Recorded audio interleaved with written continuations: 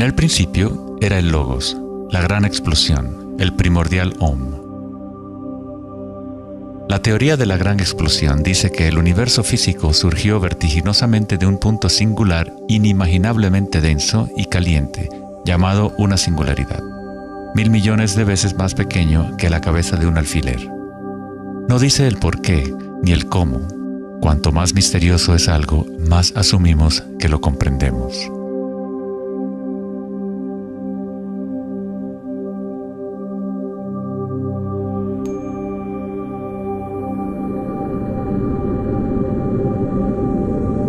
Antes se pensaba que la gravedad haría que se desacelerara eventualmente la expansión del universo, o que lo contraería en una gran implosión. Sin embargo, las imágenes del telescopio Hubble demuestran que la expansión del universo parece estar acelerándose, expandiéndose más y más desde su origen en la gran explosión. De alguna manera, hay más masa en el universo de la cual la física había predicho.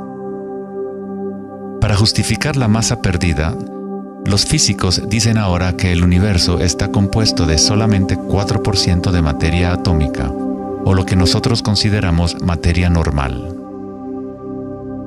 23% del universo es materia oscura y 73% es energía oscura, lo cual antes pensábamos que era espacio vacío. Es como un sistema nervioso invisible que recorre el universo conectando todas las cosas.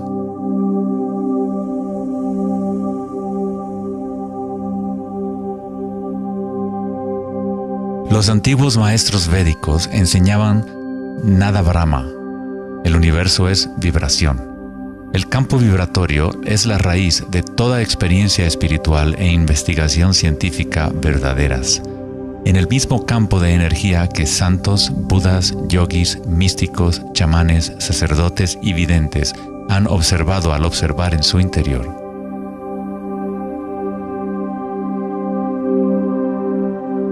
Se le ha denominado Akasha, el primordial Om, la red de joyas de Indra, la música de las esferas y miles de otros nombres a través de la historia.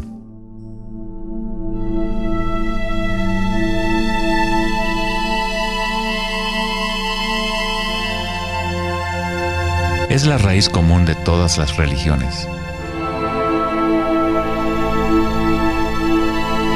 Y el vínculo entre nuestros mundos interiores y exteriores.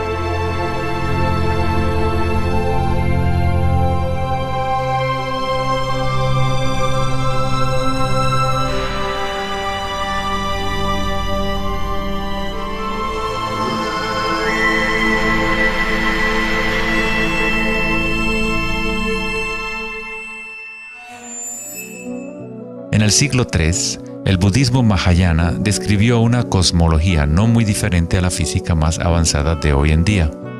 La red de joyas de Indra es una metáfora usada para describir una enseñanza védica mucho más antigua que ilustra la forma en que se teje la trama del universo. Indra, el rey de los dioses, dio a luz el sol y mueve los vientos y las aguas. Imagina una telaraña que se extiende en todas las dimensiones.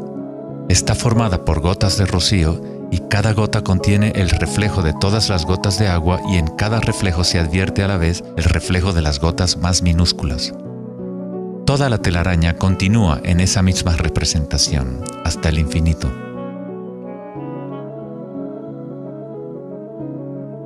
La red de Indra podría ser descrita como un universo holográfico, donde hasta el más mínimo rayo de luz contiene el patrón completo de la totalidad.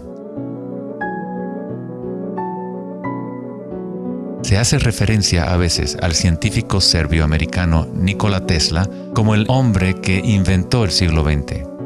Tesla fue el responsable del descubrimiento de la electricidad de corriente alterna y muchos otros inventos que ahora son parte de la vida cotidiana. Debido a su interés en las antiguas tradiciones védicas, Tesla se encontraba en una posición única para comprender la ciencia a través de un modelo tanto oriental como occidental. Como todos los grandes científicos, Tesla investigó profundamente los misterios del mundo exterior, pero también observó profundamente su interior. Al igual que los antiguos yogis, Tesla utilizó el término akasha para describir el sentido etéreo que se extiende a lo largo de todo. Tesla estudió con Swami Vivekananda, un yogi que trajo las enseñanzas antiguas de India al occidente. En las enseñanzas védicas, akasha es el espacio en sí, el espacio que los otros elementos llenan, que existe simultáneamente con la vibración. Son inseparables. Akasha es el yin del yang del prana.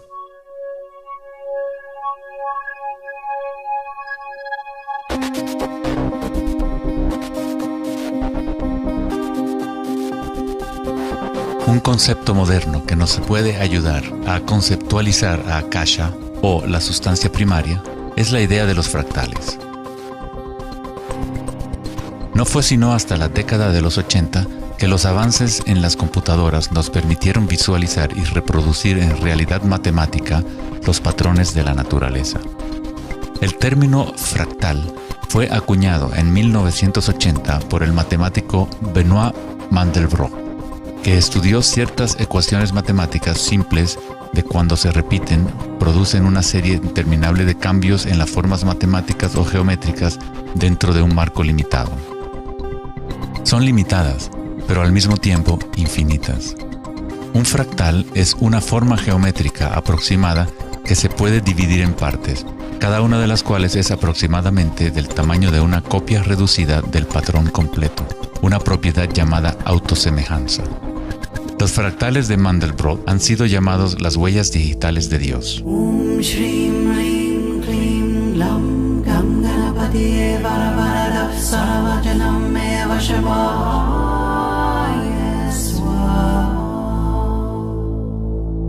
Estás viendo obras de arte creadas por la propia naturaleza. Si se gira la figura de Mandelbrot de cierta forma, luce muy similar a una deidad hindú o a un Buda. Esta figura ha sido denominada la figura Buddha-Brot.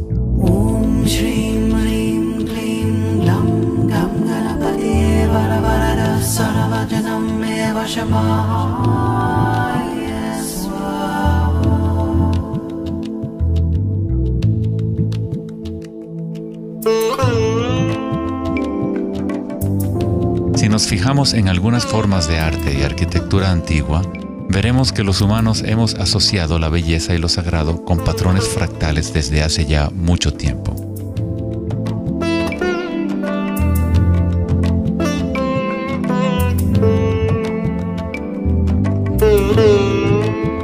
Infinitamente complejos, sin embargo, cada parte contiene la semilla para recrear el conjunto.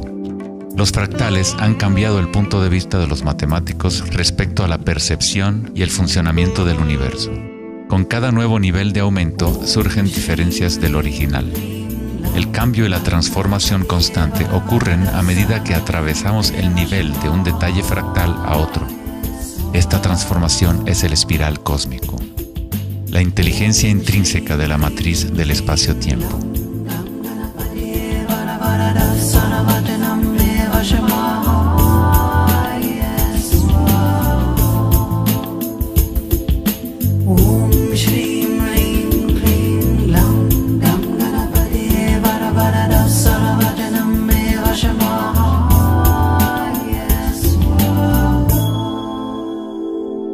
Los fractales son caóticos en su esencia, contienen ruido y orden.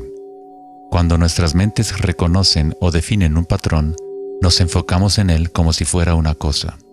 Tratamos de encontrar los patrones que consideramos bellos, pero a fin de sostenerlos en nuestras mentes, debemos apartar el resto del fractal.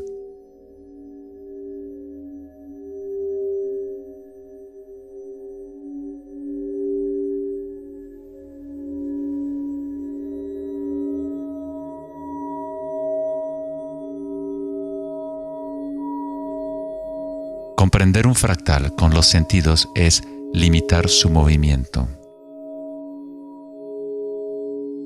Toda la energía del universo es neutral, atemporal y carece de dimensiones.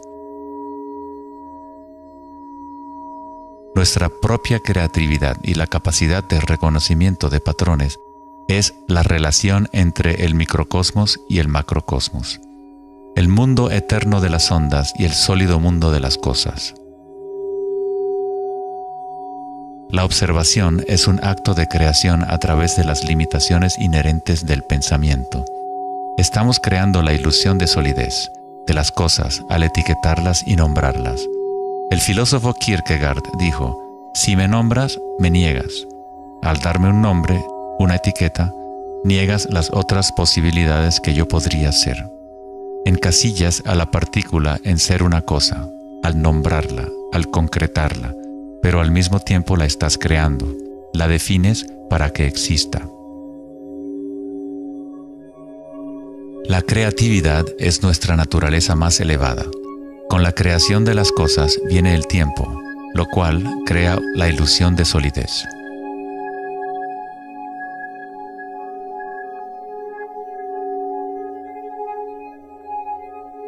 Einstein fue el primer científico en comprender que lo que nosotros consideramos espacio vacío no es la nada, posee propiedades y casi incalculables cantidades de energía son parte intrínseca de la naturaleza del espacio. El famoso físico Richard Feynman dijo en una ocasión: hay suficiente energía en un solo metro cúbico de espacio para hervir todos los océanos del mundo. Los meditadores avanzados saben que en el silencio se encuentra el mayor poder. Buda tenía otro término para la sustancia primaria. La llamaba kalapas. Las kalapas son como partículas u ondas minúsculas que están surgiendo y desapareciendo miles de millones de veces por segundo.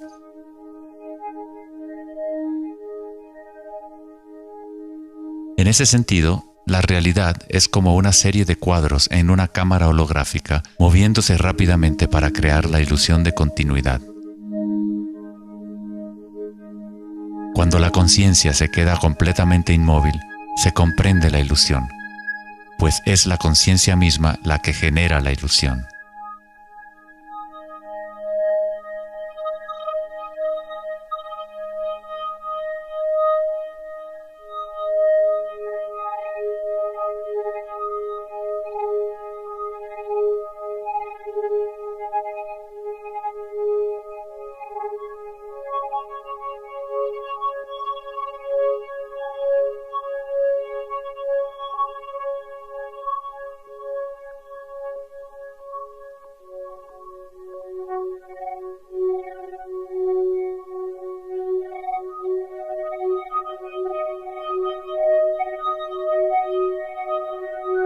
En las tradiciones antiguas orientales se sabía desde hace miles de años que todo es vibración. Nada Brahma, el universo es sonido. La palabra nada significa sonido o vibración y Brahma es el nombre de Dios. Brahma, al mismo tiempo, es el universo y es el creador. El artista y el arte son inseparables.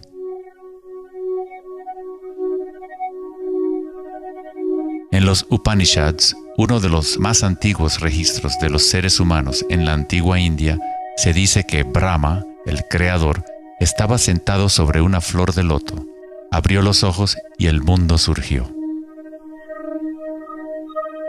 Brahma cierra sus ojos y un mundo entero cesa de existir. Algunos místicos, yogis y sabios han sostenido que hay un campo a nivel de la raíz de la conciencia, el campo akáshico o los registros akáshicos, donde toda la información, todas las experiencias pasadas, presentes y futuras existen ahora y siempre. Es este campo o matriz de la que surgen todas las cosas. Desde las partículas subatómicas, las galaxias, las estrellas, los planetas y toda la vida.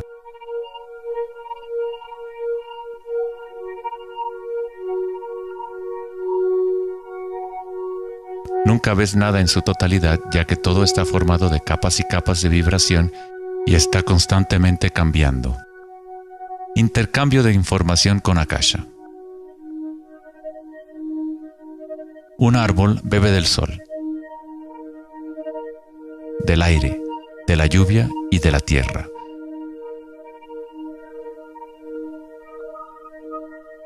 Un mundo de energía entra y sale de esta cosa llamada árbol.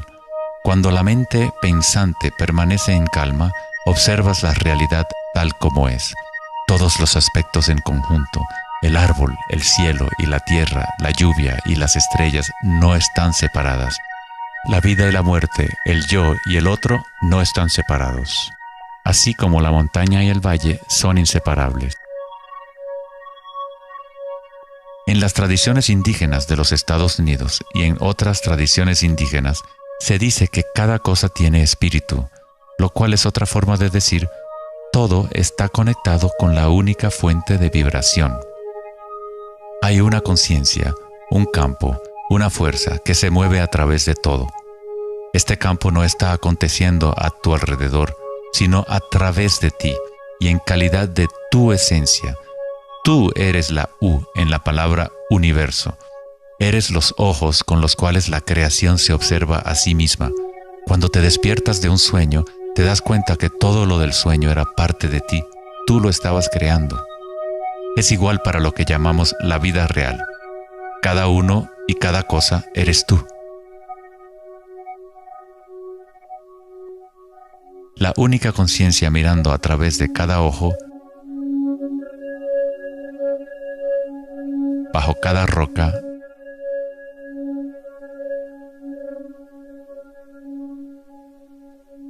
dentro de cada partícula.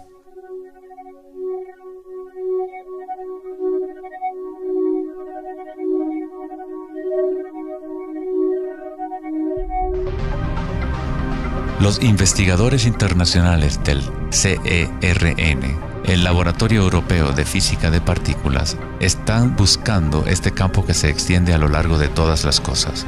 Pero en lugar de mirar hacia adentro, miran al mundo físico externo. Científicos del laboratorio CERN en Ginebra, Suiza, anunciaron que habían encontrado el bosón de Higgs, o la partícula de Dios. Los experimentos del bosón de Higgs demostraron científicamente que un campo de energía invisible llena el vacío del espacio. El gran colisionador de hadrones del CERN consiste en un anillo de 17 millas de circunferencia en la que dos haces de partículas corren en direcciones opuestas, convergiendo y estrellándose casi a la velocidad de la luz. Los científicos observan lo que surge de las violentas colisiones. El modelo estándar no puede explicar cómo las partículas obtienen su masa. Todo parece estar compuesto de vibraciones, pero no hay ninguna cosa que esté siendo vibrada. Es como si hubiera un bailarín invisible, una sombra, danzando oculta en el valle del universo. Los demás bailarines siempre han danzado alrededor de este bailarín oculto. Hemos observado la coreografía, pero hasta ahora no podíamos ver el bailarín.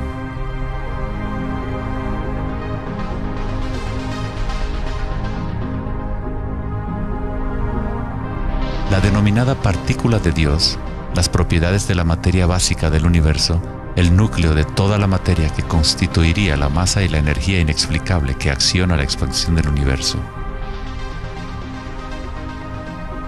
Pero lejos de explicar la naturaleza del universo, el descubrimiento del bosón de Higgs simplemente presenta un misterio aún mayor, dejando al descubierto un universo que es aún más misterioso de lo que nunca habíamos imaginado.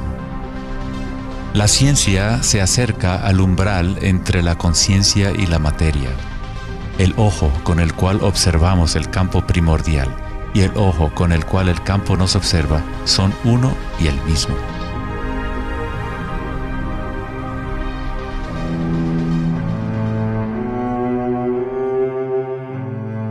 El célebre escritor alemán Wolfgang von Goethe dijo: "La onda es el fenómeno primordial que dio origen al mundo". La cimática es el estudio del sonido visible.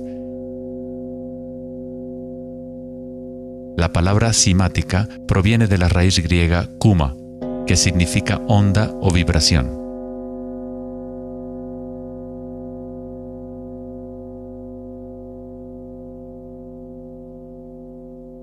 Uno de los primeros científicos occidentales que estudió con seriedad el fenómeno de las ondas fue Ernst Chladni, un músico y físico alemán que murió en el siglo XVIII.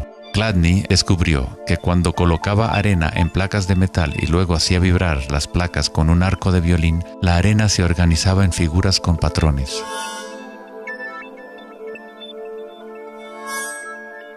Diferentes formas geométricas aparecían dependiendo de la vibración producida. Chladni registró un catálogo completo de estas formas que se conocen como las figuras de Chladni. Muchos de estos patrones se pueden encontrar en todo el mundo de la naturaleza. Es el caso de las marcas distintivas de la tortuga o los patrones de manchas del leopardo.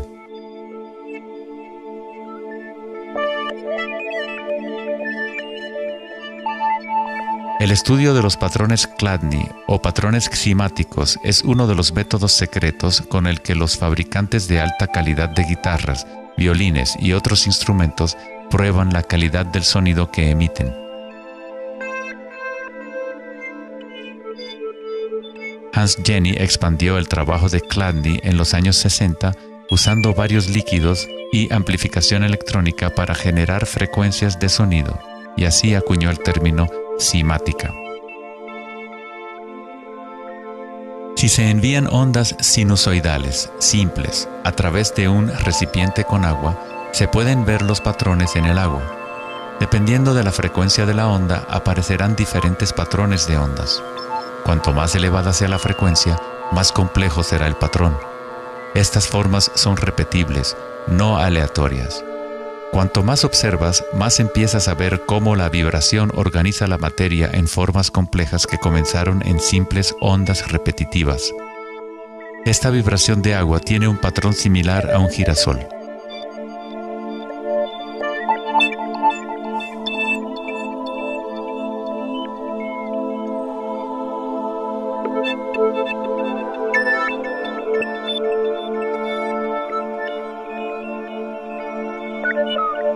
Tan solo cambiando la frecuencia de sonido se obtiene un patrón diferente.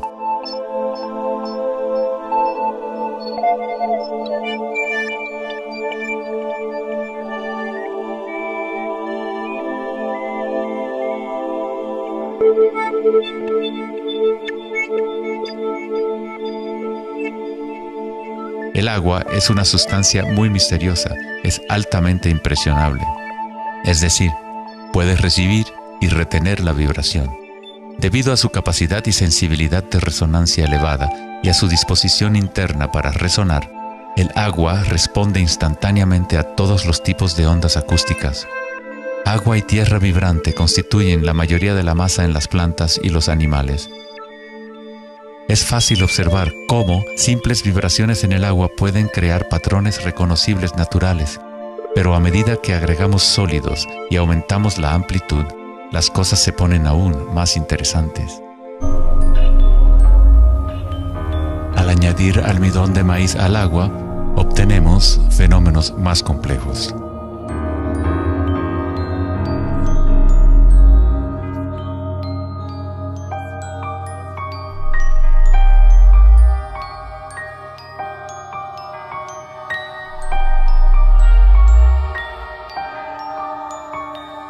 Tal vez, los principios de la vida en sí se pueden observar conforme las vibraciones mueven la burbuja de almidón de maíz en lo que parece ser un organismo en movimiento.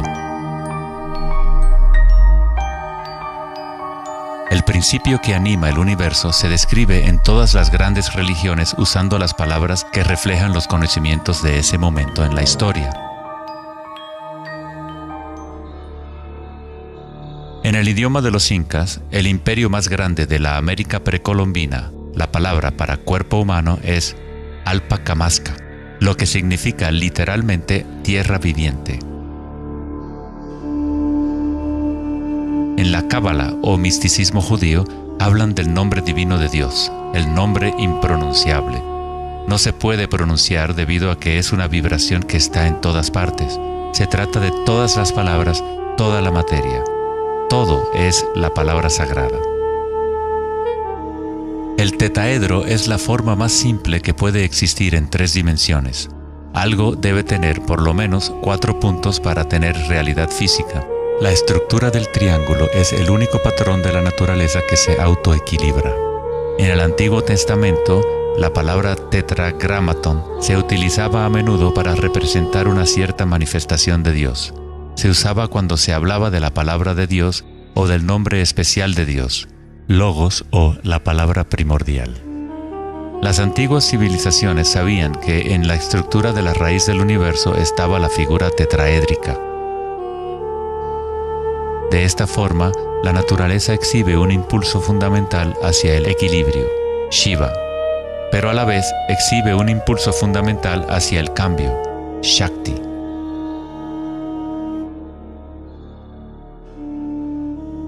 En la Biblia, el Evangelio de Juan dice comúnmente, en el principio era la palabra, pero en el texto original el término utilizado fue logos. El filósofo griego Heráclito, quien vivió alrededor de 500 años antes de Cristo, se refirió al logos como algo fundamentalmente incognoscible, el origen de toda repetición, patrón y forma. Los filósofos estoicos que siguieron las enseñanzas de Heráclito identifican el término con el principio inspirador divino que impregna el universo.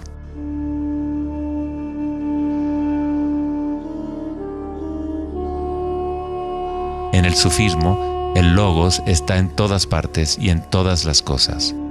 Es aquello de lo cual lo inmanifiesto se manifiesta.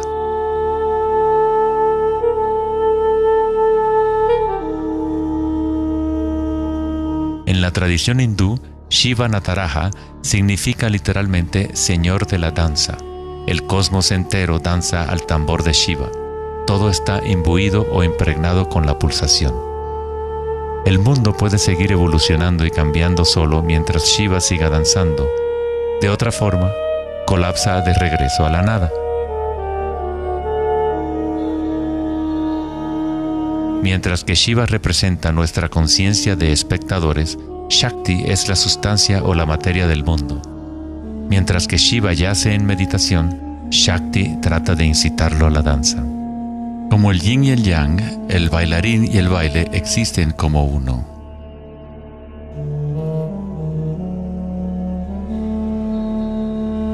Logos también significa verdad inocultable. Aquel que conoce el logos, conoce la verdad. Existen muchas capas de encubrimiento en el mundo humano como consecuencia de los múltiples giros de Akasha hasta convertirse en estructuras complejas que ocultan la fuente de sí misma. Como un juego divino de las escondidas, nos hemos ocultado desde hace miles de años y eventualmente nos hemos olvidado por completo del juego. De alguna forma, nos olvidamos que había algo que encontrar. En el budismo se enseña a través de la meditación a percibir directamente el logos, el campo del cambio o impermanencia en nuestro interior. Cuando observas tu mundo interior, observas las sensaciones y energías más sutiles conforme la mente se concentra y se enfoca. A través de la comprensión directa de anicca o impermanencia a nivel de la raíz de la sensación, uno se libera del apego a las formas externas transitorias.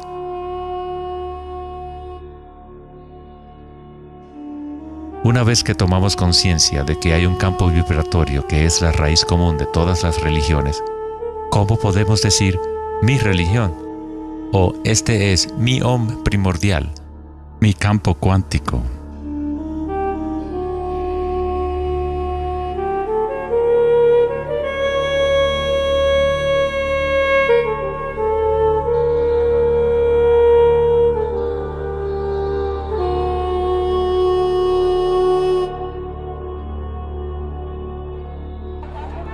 La verdadera crisis en nuestro mundo no es de carácter social, político o económico. Nuestra crisis es una crisis de conciencia, la incapacidad de experimentar directamente nuestra verdadera naturaleza. La incapacidad de reconocer esto en todo el mundo y en todas las cosas.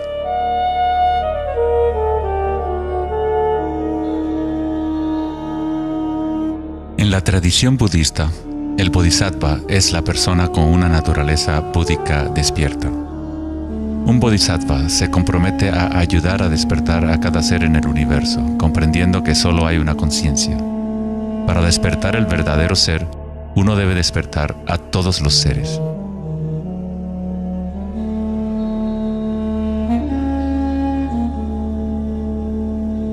Existen innumerables seres conscientes en el universo a quienes me comprometo a ayudar a despertar. Mis imperfecciones son inagotables. Prometo vencerlas todas. El Dharma es inescrutable. Me comprometo a conocerlo. El camino a despertar es inalcanzable. Me comprometo a alcanzarlo.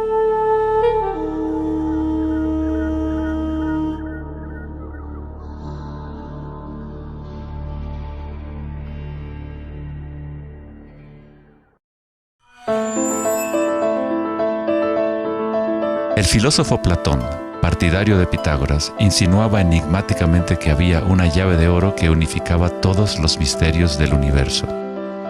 Esta es la llave de oro a la que regresaremos una y otra vez a lo largo de nuestra exploración. La llave de oro es la inteligencia del Logos, la fuente del Om primordial. Se podría decir que es la mente de Dios. Con nuestros limitados sentidos, estamos observando solo la manifestación externa de la mecánica oculta de la autosemejanza. La fuente de esta simetría divina es el misterio más grande de nuestra existencia. Muchos de los pensadores monumentales de la historia, como Pitágoras, Kepler, Leonardo da Vinci, Tesla y Einstein, han llegado al umbral del misterio. Einstein dijo: "Lo más bello que podemos experimentar es lo misterioso. Es la fuente de cualquier arte y ciencia verdadera.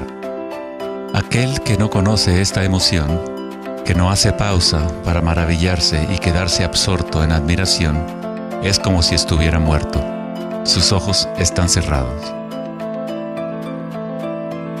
Estamos en la posición de un niño pequeño entrando a una gran biblioteca llena de libros en muchos idiomas diferentes. El niño sabe que alguien debe haber escrito esos libros. No sabe cómo. No entiende los idiomas en que están escritos. El niño sospecha ligeramente que hay un orden misterioso en la disposición de los libros, pero no sabe cuál es. A mí me parece que esa es la actitud, inclusive del ser humano más inteligente, hacia Dios. Vemos un universo maravillosamente ordenado que obedece ciertas leyes. Nuestras mentes limitadas no pueden comprender la misteriosa fuerza que mueve las constelaciones. Todo científico que observa detenidamente el universo y todo místico que observa profundamente su interior, se encuentra tarde o temprano, cara a cara, con la misma cosa: la espiral primordial.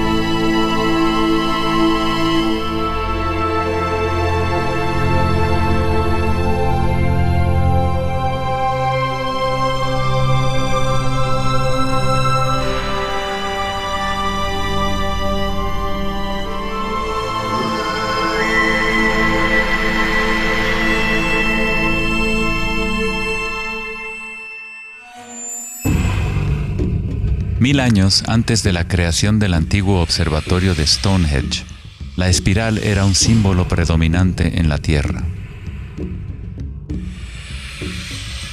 Las espirales antiguas se pueden encontrar por todas partes del mundo. Miles de espirales antiguas como estas se pueden encontrar en toda Europa, Nuevo México y Utah en Estados Unidos, Australia, China y Rusia, en virtualmente todas las culturas indígenas de la Tierra. Las espirales antiguas simbolizan el crecimiento, la expansión y la energía cósmica encarnada en el Sol y en el cielo. La forma espiral refleja el macrocosmos del universo mismo revelándose.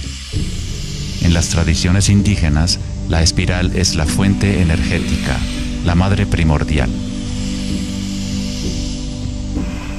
Las espirales neolíticas de Newgrange, Irlanda, se remontan a 5000 años.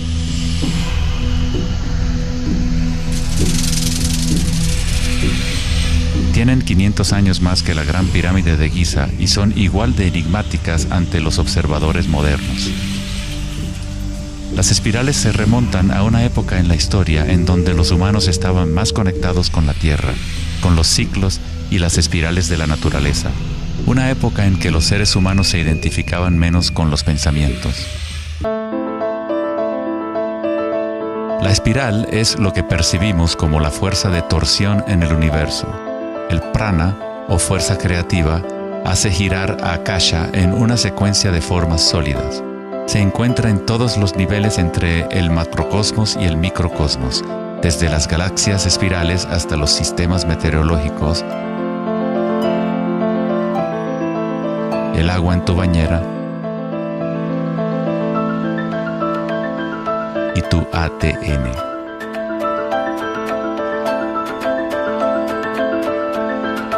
En la experiencia directa de tu propia energía, la espiral primordial no es una idea, sino más bien lo que hace posible toda condición e idea.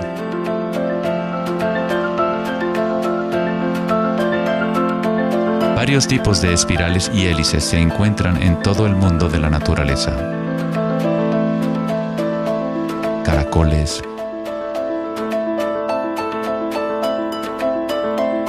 corales marinos,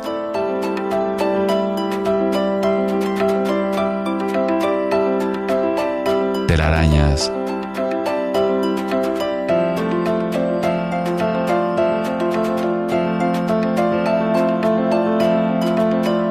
fósiles.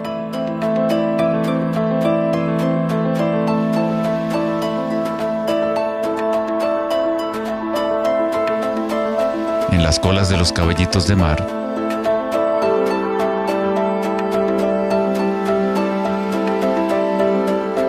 y en las conchas. Muchas espirales en la naturaleza se pueden observar como espirales logarítmicas o espirales en crecimiento. A medida que avanzas desde el centro de la espiral, las secciones son exponencialmente más grandes. Al igual que la red de joyas de Indra, las espirales logarítmicas son autosemejantes u holográficas, de manera que las características de cada parte reflejan el conjunto. Hace 2400 años, en la antigua Grecia, Platón consideraba la proporción geométrica continua como el vínculo cósmico más profundo. La sección áurea, o número áureo, o proporción divina, era el secreto más grande de la naturaleza. La sección áurea puede expresarse como la relación de A más B a A es igual a la relación de A a B. Para Platón, el alma del mundo se vincula en una sola resonancia armónica. El mismo patrón pentagonal que existe en una estrella de mar o en una rebanada de quimbombo se puede observar en la trayectoria del planeta Venus trazada en el cielo nocturno durante un periodo de 8 años.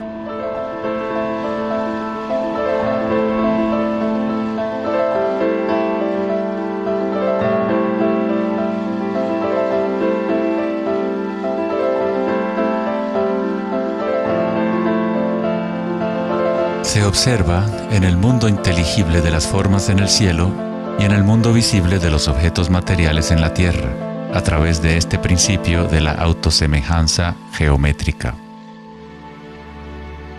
Desde los patrones autosemejantes del brócoli romanesco hasta las ramas de las galaxias, las espirales logarítmicas son patrones omnipresentes y arquetípicos. Nuestra galaxia de la Vía Láctea tiene varias ramas espirales logarítmicas con una pendiente de unos 12 grados. Cuanto mayor la pendiente de la espiral, más compactos son los giros. Al observar una planta que crece a intervalos de tiempo en un video, uno es testigo de su danza con la espiral de la vida.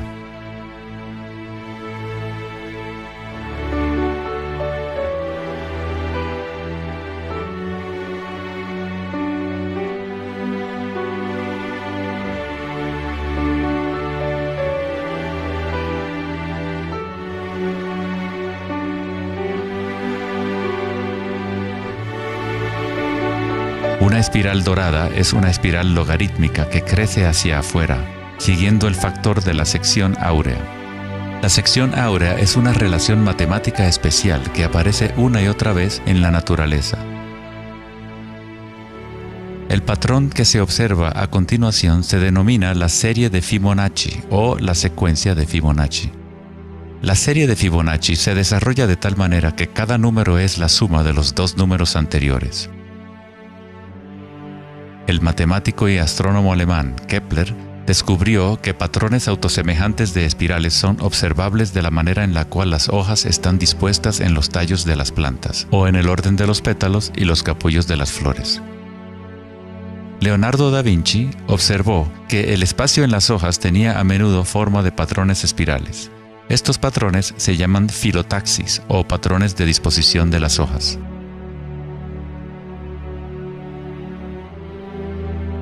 La disposición filotaxis se puede observar en los nucleótidos independientes del ADN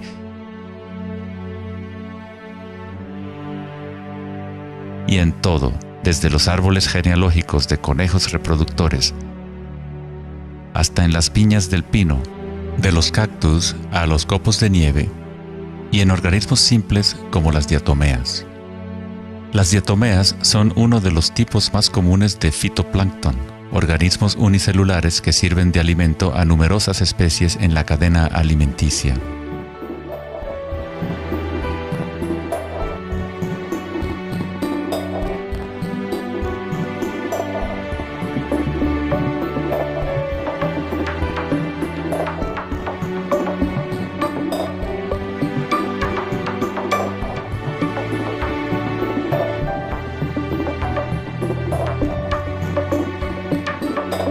¿Cuánta matemática debes saber para ser un girasol o una abeja? La naturaleza no consulta al departamento de física para producir un brócoli. La estructura en la naturaleza ocurre automáticamente. Los científicos en el campo de la nanotecnología utilizan el término autoensamblaje para describir la forma en la cual se forman los complejos, como en la fase inicial de la formación hexagonal de ADN. En la ingeniería de la nanotecnología, los nanotubos de carbono se componen de una disposición similar de materiales. La naturaleza hace este tipo de geometría una y otra vez sin esfuerzo, automáticamente, sin una calculadora. La naturaleza es precisa y extremadamente eficiente. Según el famoso arquitecto y autor Buckminster Fuller, estos patrones son una función del espacio-tiempo. El ADN y el panal de abejas tienen esa forma por la misma razón que una burbuja es redonda. Es la forma más eficiente que requiere la menor cantidad de energía. El espacio en sí tiene una forma y permite solo ciertas configuraciones de la materia, siempre volviendo a lo más eficiente. Estos patrones son la forma más fuerte y eficiente de construir estructuras arquitectónicas como las cúpulas geodésicas.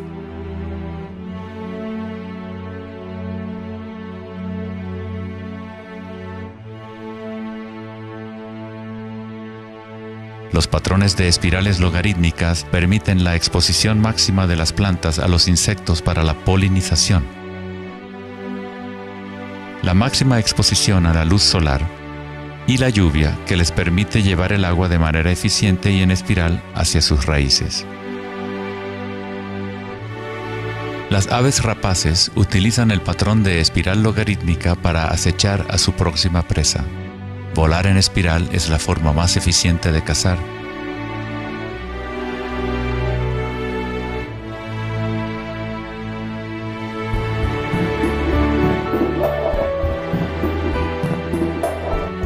Nuestra capacidad de observar el akasha danzando la espiral de la vida hacia una forma material se relaciona con la habilidad de percibir la belleza y la simetría en la naturaleza.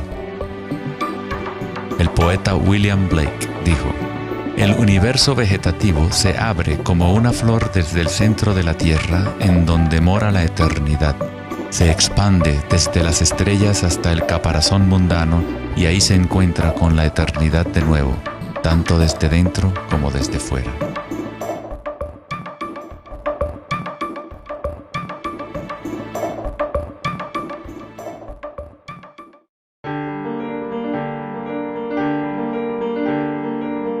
estudio de los patrones en la naturaleza no es algo familiar en el mundo occidental, pero en la antigua China, esta ciencia es conocida como Li.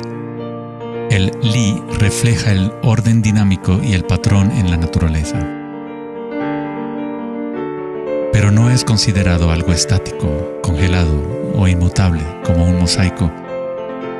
Es un patrón dinámico que se materializa en todos los seres vivos.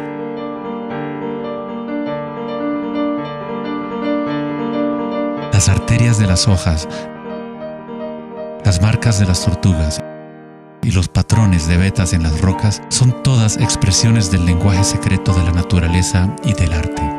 El laberinto es uno de los muchos patrones de Li. Se encuentran en las estructuras de los corales, en hongos como el morel,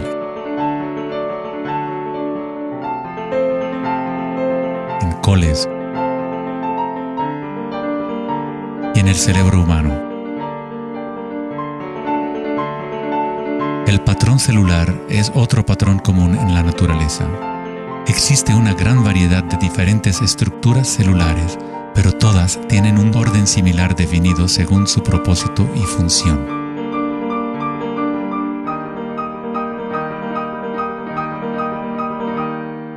Es fácil quedarse fascinado ante el juego constante de formas, pero lo más interesante es que ciertas formas arquetípicas parecen estar entretejidas en la trama de la naturaleza.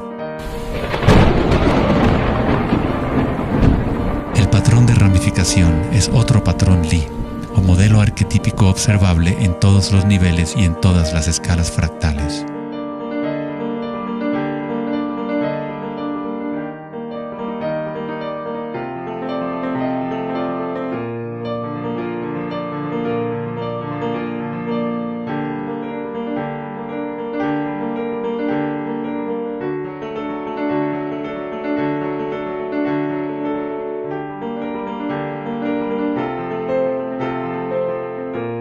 Tomemos, por ejemplo, esta imagen increíble de una simulación de computadora conocida como la simulación del milenio, que muestra la distribución de la materia oscura en el universo local. Fue creada por Max Planck Society en Alemania. La materia oscura es lo que antes considerábamos espacio vacío. Es como un sistema nervioso invisible que recorre todo el universo.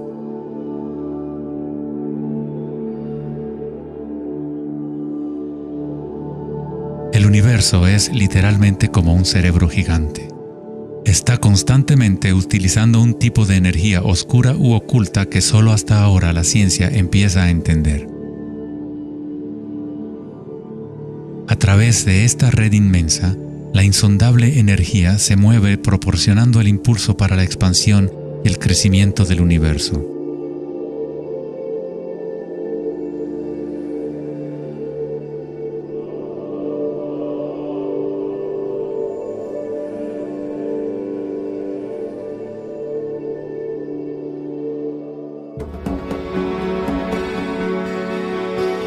La naturaleza crea patrones de ramificación automáticamente cuando creamos las condiciones adecuadas. La naturaleza es una máquina generadora de arte o un motor creador de belleza. Aquí, la electricidad se utiliza para hacer crecer las ramas de cristal plata. El metraje es en intervalos de tiempo a medida que crecen durante varias horas. Los cristales se forman sobre el cátodo de aluminio cuando los iones se depositan por electrólisis a partir de una solución de nitrato de plata. La formación es autoorganizadora. Estás viendo arte generado por la propia naturaleza. Johann Wolfgang von Goethe dijo: "La belleza es una manifestación de las leyes secretas de la naturaleza, que de otra manera estarían ocultas para nosotros por siempre". En este sentido, todo en la naturaleza está vivo, organizándose a sí mismo. Cuando se usa alto voltaje en la ramificación fractal, esto se vuelve todavía más obvio. Está sucediendo en tiempo real.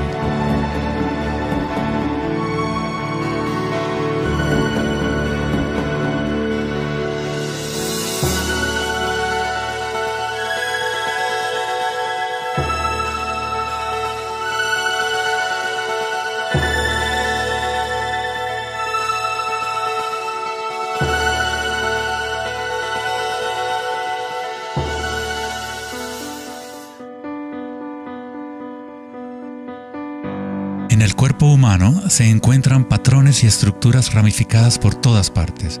Son, por supuesto, el sistema nervioso de la medicina occidental. Pero en la medicina china, ayurvédica y tibetana, los meridianos de energía son un componente esencial para entender cómo funciona el cuerpo. Los nadis o meridianos de energía forman estructuras ramificadas.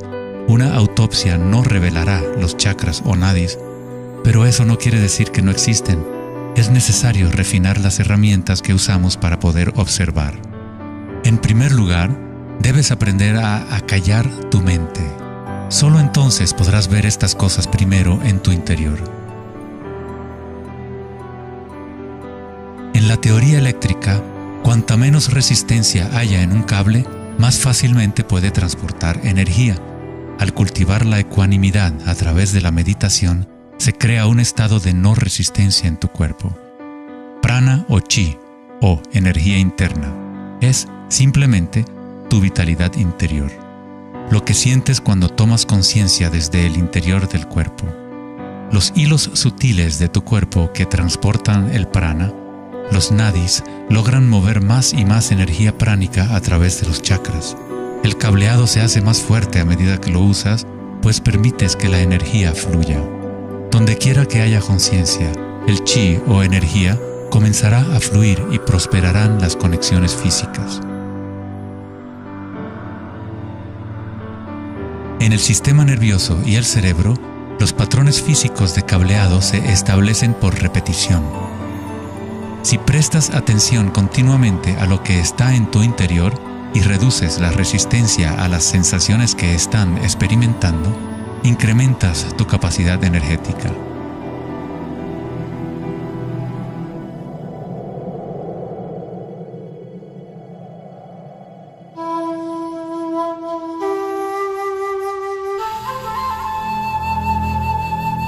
En el taoísmo, el símbolo del yin y el yang representa la interpenetración de las fuerzas en espiral de la naturaleza. El yin y el yang no son dos y no es uno. El antiguo concepto del ara está representado por un yin y yang o remolino en espiral. Es el centro de energía localizado en el abdomen, debajo del ombligo. Ara significa literalmente mar u océano de energía. En China, el ara es llamado el Dantien inferior. En muchas formas de artes marciales asiáticas, se dice que el guerrero con ara fuerte es imparable. En la tradición samurái, una forma de suicidio ritual o seppuku era el harakiri. Esto significa traspasar tu propio ara, desconectando el chi o canal de energía. Moverse desde este centro crea el movimiento enraizado y lleno de gracia que se ve no solo en las artes marciales,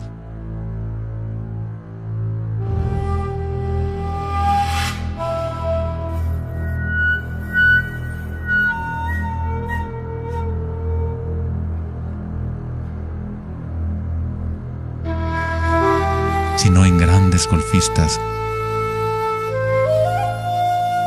bailarinas de danza del vientre,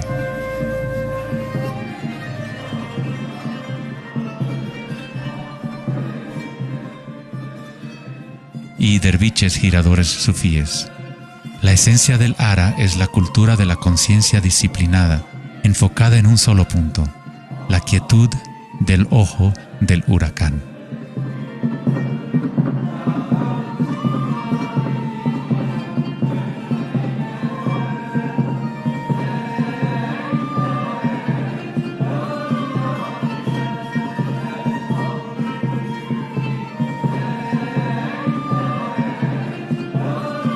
Es el instinto de nuestras entrañas con relación a nuestra propia fuente de energía.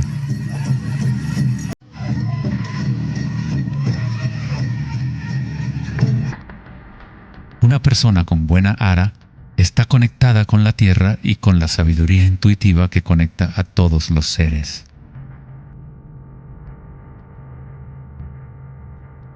Pensar con tu vientre, el ara de Kengasai, es conectarte con tu sabiduría interior.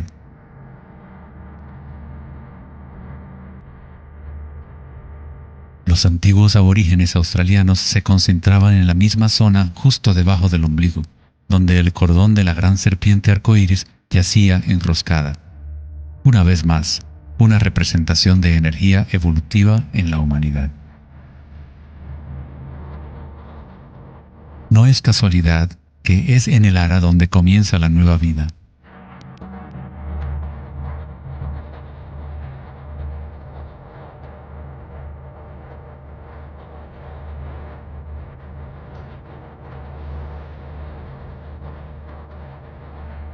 El sistema nervioso entérico, a veces llamado cerebro intestinal, es capaz de mantener una matriz compleja de conexiones similares a las del cerebro en la cabeza, con sus propias neuronas y neurotransmisores. Puede actuar de forma autónoma, es decir, con su propia inteligencia. Se podría decir que el cerebro intestinal es una versión fractal del cerebro de la cabeza, o tal vez el cerebro de la cabeza es una versión fractal del cerebro intestinal. Un oso sano tiene un ara fuerte. Cuando un oso sabe dónde hurgar para encontrar hierbas, sigue el movimiento del chi a través de sus sentidos, centrando en el ara o vientre. Esta es la conexión del oso con la cabaña de los sueños, el lugar en las tradiciones indígenas de donde proviene todo el conocimiento y regresa hacia la espiral de la vida. Pero, ¿cómo conocían los antiguos pueblos la espiral, si la ciencia moderna está apenas empezando ahora a reconocer su importancia? Pregúntale a las abejas. Ellas no se han olvidado de amar. Las abejas tienen una conexión especial con la fuente como parte de un sistema simbiótico que ayuda a la belleza y a la diversidad a florecer. Son un puente entre el macrocosmos y el microcosmos. Hay un corazón que nos conecta a todos, como una mente colectiva, por llamarla así. Al igual que un cerebro abierto, la colmena envía sus sueños al mundo para manifestarse.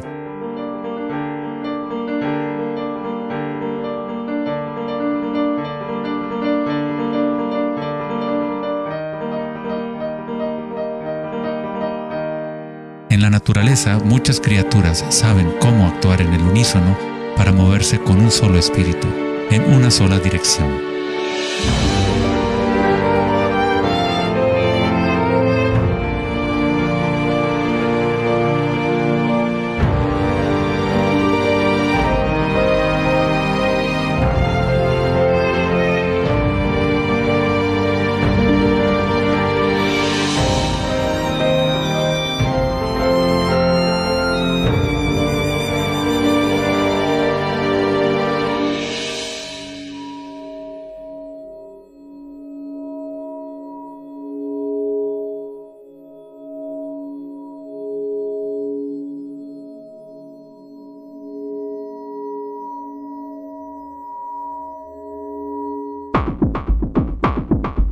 Pero no todos se benefician de las otras especies a su alrededor.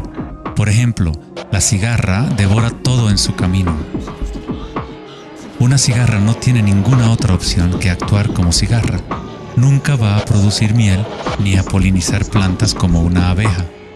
El comportamiento de una cigarra es rígido, pero un ser humano es único en el sentido de que podemos actuar como una abeja o como una cigarra.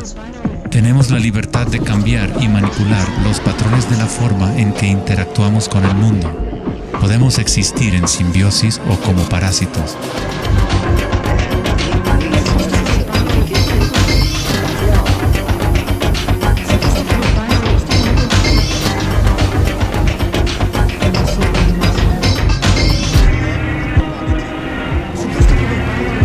Hoy en día, los seres humanos tratan de entender la espiral con la mente racional, pero nunca ha sido el pensamiento el que nos conecta con la espiral de la vida.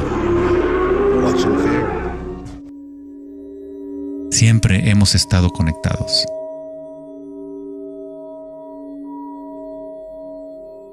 El pensamiento ha sido lo que nos ha mantenido en la ilusión de la separación dentro de nuestras propias identidades.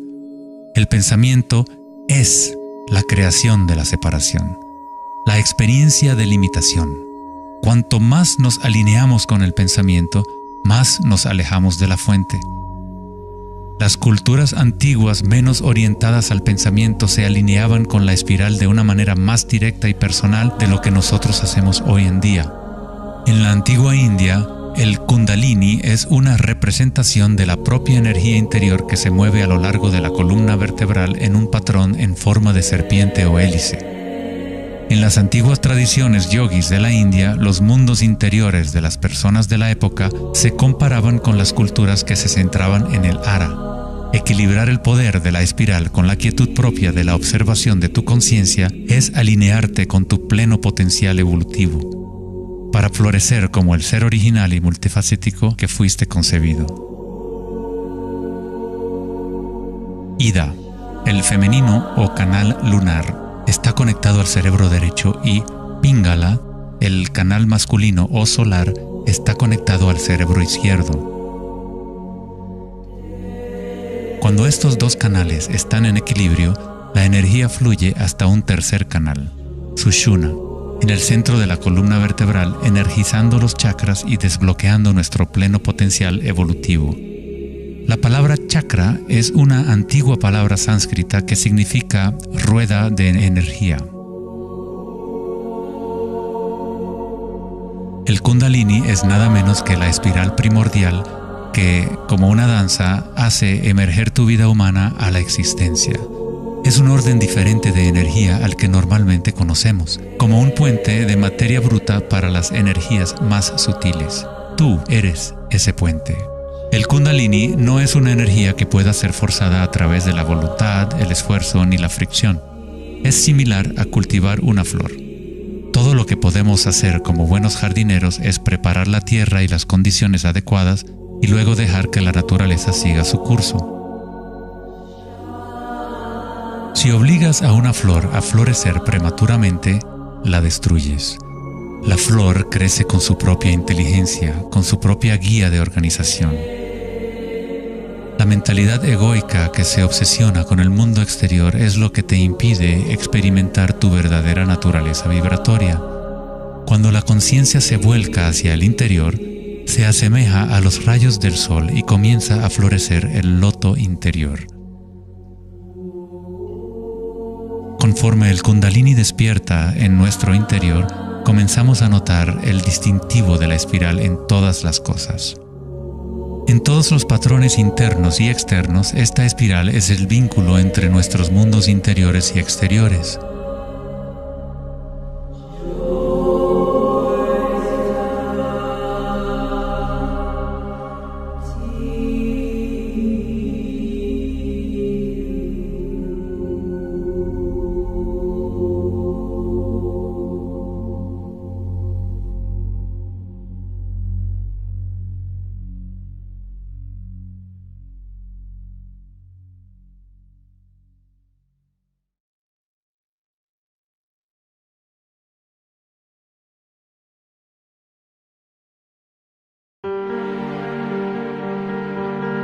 Antes de los albores de la civilización occidental y del lenguaje escrito, la ciencia y la espiritualidad no eran dos cosas separadas. En las enseñanzas de las grandes tradiciones antiguas, la búsqueda externa de conocimiento y certeza era compensada por un sentimiento interior de impermanencia y comprensión intuitiva de la espiral del cambio. A medida que el pensamiento científico se hizo más predominante y la información se fue multiplicando, comenzó la fragmentación en nuestros sistemas de conocimiento. El incremento de la especialización significaba que menos personas eran capaces de ver el panorama general, de sentir e intuir la estética del sistema en su conjunto.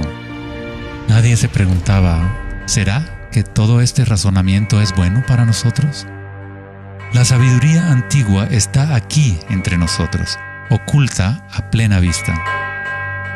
Pero estamos demasiado preocupados con nuestros pensamientos como para reconocerla. Esta sabiduría olvidada es la manera de restablecer el equilibrio entre lo interno y lo externo, el yin y el yang, entre la espiral del cambio y la quietud de nuestro centro.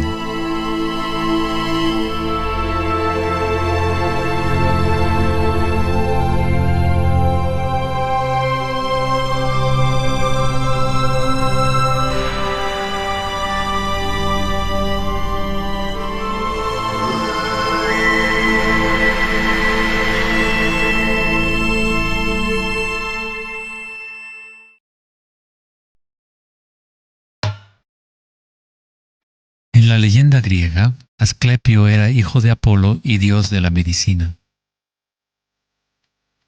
Su sabiduría y habilidades para la curación eran insuperables, y se decía que había descubierto el secreto mismo de la vida y la muerte. En la antigua Grecia, los templos de curación asclepianos reconocían el poder de la espiral primordial. Esto está simbolizado por la vara de Asclepios. Se dice que Hipócrates, el padre de la medicina, cuyo juramento todavía constituye el código moral de la profesión médica, se entrenó en un templo asclepiano. Hasta el día de hoy, este símbolo de nuestra energía evolutiva se mantiene como el logotipo de la Asociación Médica Americana y otras organizaciones médicas en todo el mundo. En la iconografía egipcia, la serpiente y el pájaro representan la dualidad o polaridad de la naturaleza humana.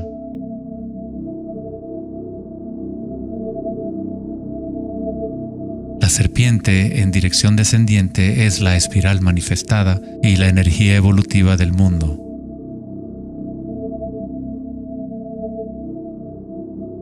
El pájaro es la dirección ascendiente, la corriente dirigida hacia el sol o la concientización unívoca del despertar, el vacío de Akasha.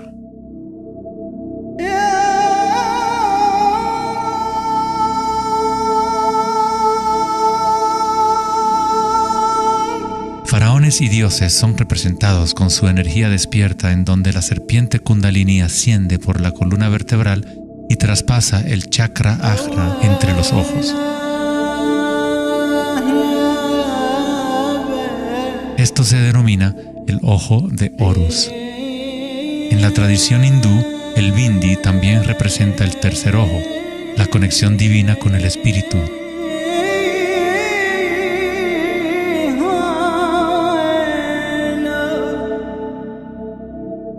La máscara de Tutankamón es un ejemplo clásico que muestra temas de serpientes y aves.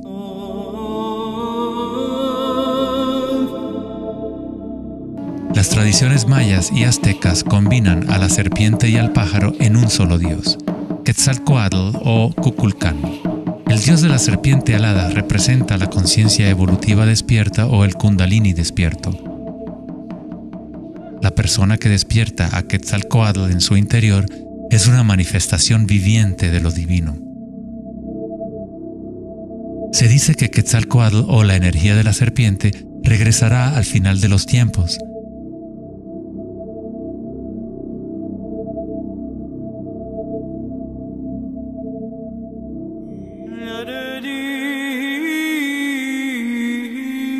Los símbolos de la serpiente y las aves se pueden también encontrar en el cristianismo. Su significado real podría estar codificado de una manera más profunda, pero el significado es el mismo que en otras tradiciones antiguas.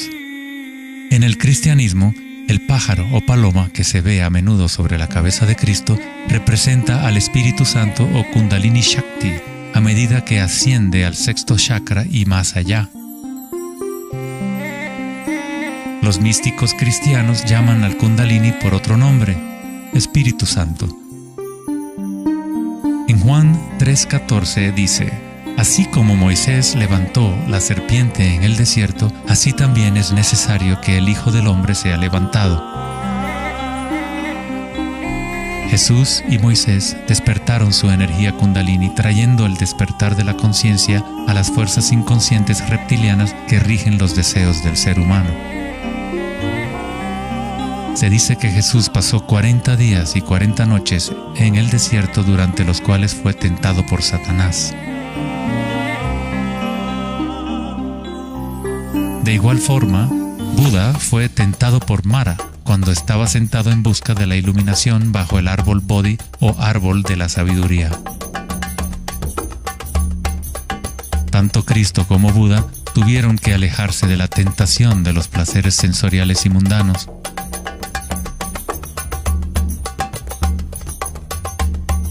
En ambas historias, el demonio es la personificación de los propios apegos.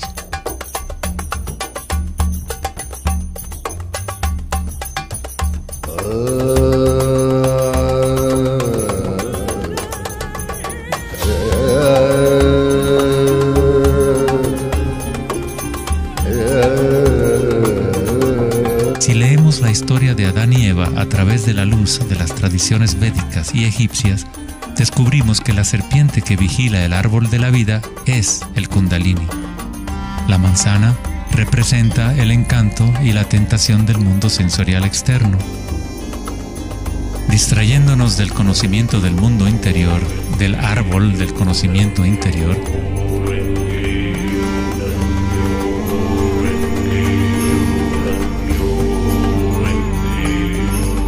el árbol es simplemente la red de nadis o meridianos de energía dentro de nosotros mismos, que forma literalmente estructuras ramificadas por todo el cuerpo. En nuestra búsqueda egoica de gratificación externa, nos hemos separado del conocimiento del mundo interior, de nuestra conexión a Akasha y a la fuente de la sabiduría.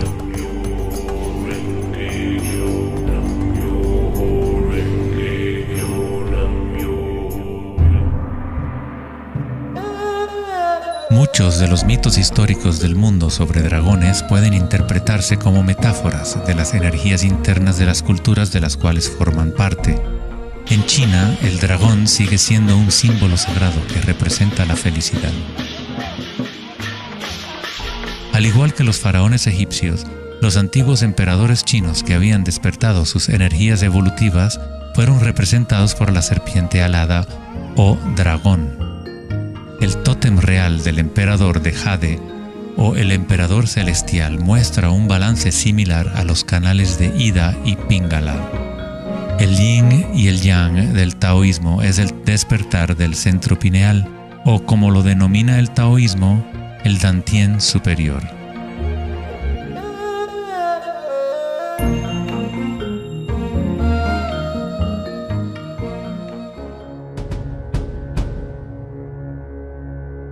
La naturaleza está llena de distintas formas de detectar y asimilar la luz. Por ejemplo, un erizo de mar puede, en verdad, ver con su cuerpo espinado que actúa como un gran ojo. Los erizos detectan la luz que ilumina sus espinas y comparan la intensidad de los rayos para tener una idea de lo que está en su entorno.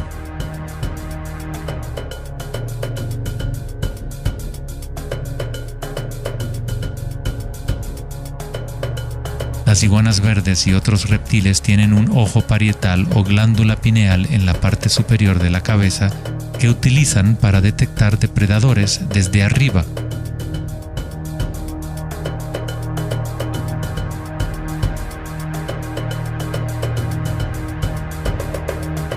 La glándula pineal humana es una pequeña glándula endocrina que ayuda a regular los patrones del sueño y vigilia. A pesar de que está oculta profundamente en la cabeza, la glándula pineal es sensible a la luz. El filósofo Descartes reconoció que el área de la glándula pineal o tercer ojo era la interfase entre la conciencia y la materia. Casi todo es simétrico en el cuerpo humano. 2 ojos, 2 oídos, 2 fosas nasales. Incluso el cerebro tiene 2 hemisferios. Pero hay un área en el cerebro que no se duplica. Es el área de la glándula pineal y el centro energético que lo rodea. En un nivel físico, ahí se forman naturalmente moléculas únicas como el DMT. El DMT también se forma naturalmente en el momento del nacimiento y en el momento de la muerte, actuando literalmente como un puente único entre el mundo de los vivos y de los muertos. El DMT se produce de forma natural en los estados de meditación profunda o samadhi o a través de medios enteógenos. Por ejemplo, la ayahuasca es usada en tradiciones chamánicas de América del Sur para eliminar el velo entre los mundos internos y externos. La palabra pineal en sí tiene la misma raíz que la piña del pino, pues la glándula pineal representa un patrón espiral de filotaxis similar. Este modelo, que también conocido como flor del patrón de vida, es común en obras de arte antiguas que representan seres iluminados o despiertos. Cuando la imagen de la piña del pino se observa en formas de artes sacras, representa el despertar del tercer ojo, la conciencia unívoca que dirige el flujo de energía evolutiva. La piña del pino representa el florecimiento de los chakras superiores que se activan mientras Sushumna se eleva hasta el chakra Ajna y más allá. En la mitología griega, los seguidores de Dionisio llevaban una panícula o báculo gigante, envuelto en hojas enredadera en espiral y una piña de pino en el extremo superior. Una vez más, representa la energía de Dionisio o Kundalini Shakti, mientras asciende por la columna vertebral al cuerpo pineal del sexto chakra. En el corazón del Vaticano, tal vez esperarías ver una gigantesca escultura de Jesús o María, y en su lugar hay una estructura de piña de pino gigante, lo que indica que en la historia cristiana pudo haber habido conocimiento de los chakras y el Kundalini, pero por alguna razón se mantuvo oculto de las masas. La explicación oficial de la Iglesia es que la piña del pino es un símbolo de regeneración y representa la nueva vida en Cristo.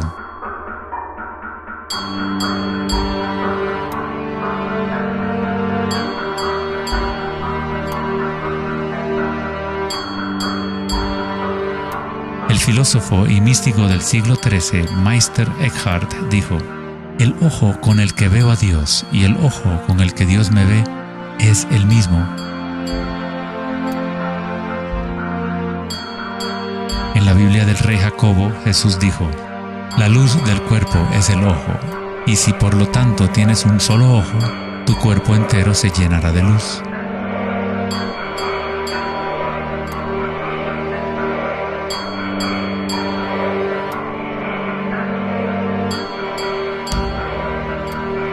Buda dijo: "El cuerpo es el ojo". En estado de Samadhi, uno es a la vez el observador y el observado.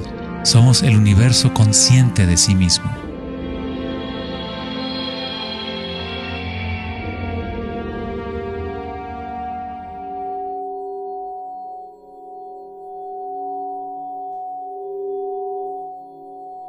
Cuando el Kundalini se activa, estimula el sexto chakra y el centro pineal, y esta zona empieza a recuperar algunas de sus funciones evolutivas.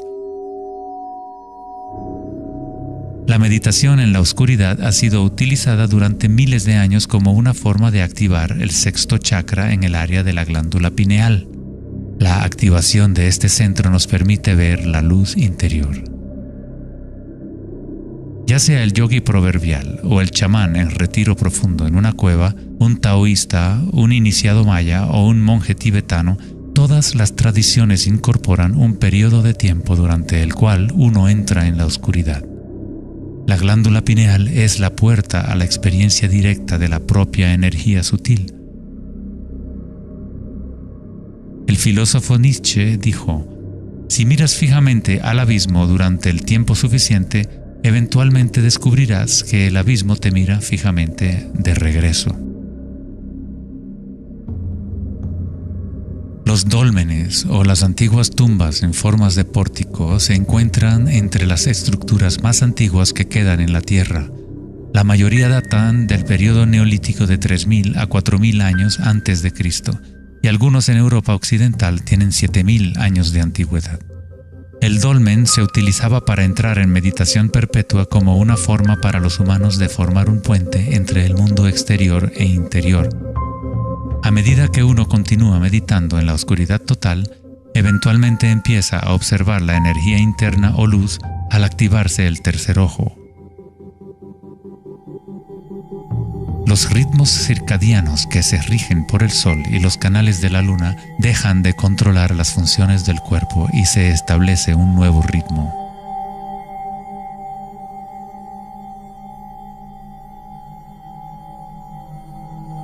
El séptimo chakra ha sido representado por el símbolo Om desde hace miles de años, un símbolo construido por signos sánscritos que representan los elementos. Cuando el Kundalini se eleva más allá del sexto chakra, se empieza a crear un halo de energía. Los halos aparecen constantemente en las pinturas religiosas de diferentes tradiciones en todas partes del mundo.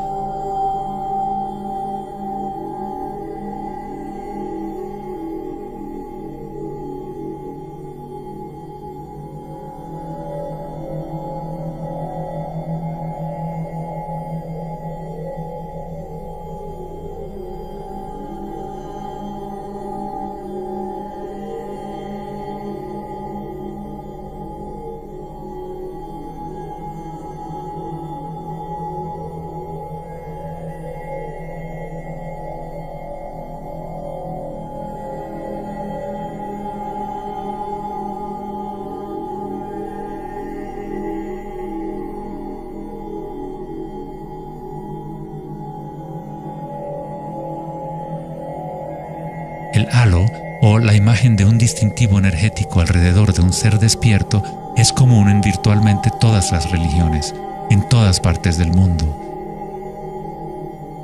El proceso evolutivo de despertar los chakras no es propiedad de un grupo o de una religión, es el derecho inalienable de todo ser humano en el planeta.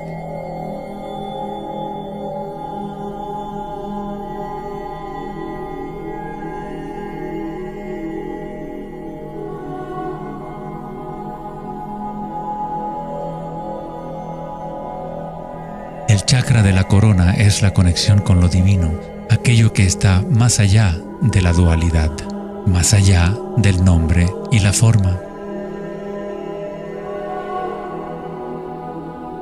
Akenatón fue un faraón cuya esposa era Nefertiti. Era llamado el Hijo del Sol.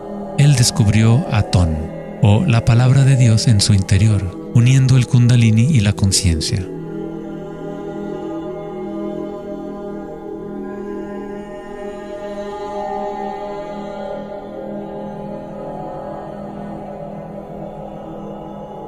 En la iconografía egipcia, una vez más, la conciencia despierta está representada por el disco solar que vemos sobre las cabezas de dioses o seres despiertos.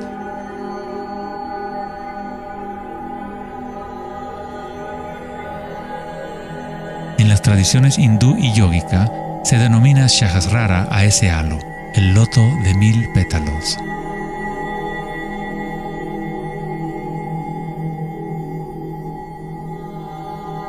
El Buda está asociado con el símbolo de la flor de loto. El patrón de filotaxis es el mismo modelo que se puede encontrar en una flor de loto. Es la flor del patrón de la vida, la semilla de la vida.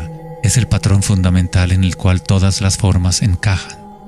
Es la forma absoluta del espacio mismo o una cualidad inherente a Akasha.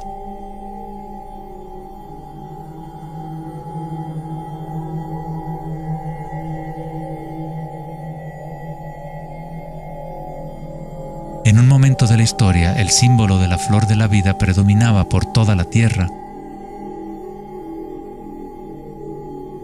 La flor de la vida se encuentra custodiada por leones en lugares más sagrados de China y otras partes de Asia.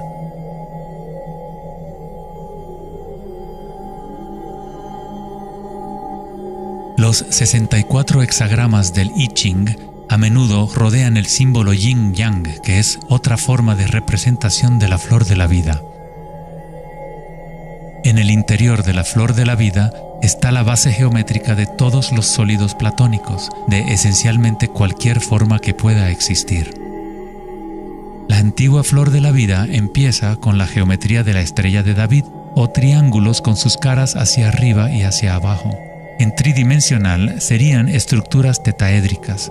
Este símbolo es un yantra, una especie de programa que existe en el universo, la máquina que genera nuestro mundo fractal. Los yantras se han utilizado como herramientas para despertar la conciencia durante miles de años. La forma visual del yantra es una representación externa de un proceso interno de desarrollo espiritual.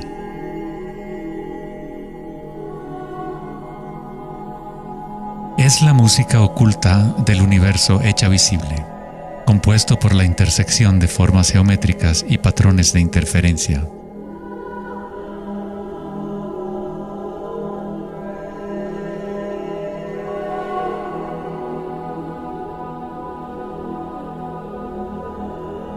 Cada chakra es un loto, un yantra, un centro psicofisiológico a través del cual el mundo puede ser experimentado.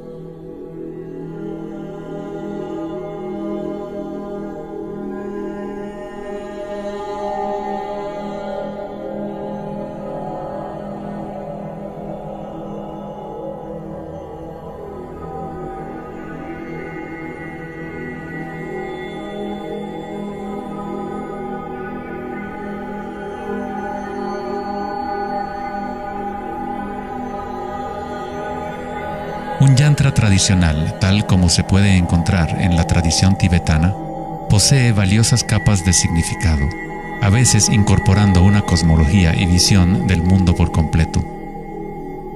El yantra es un patrón en constante evolución que trabaja a través del poder de la repetición o iteración de un ciclo. El poder del yantra está casi perdido en el mundo de hoy, ya que buscamos significado solo en la forma externa y no lo conectamos a nuestras energías internas a través de la intención.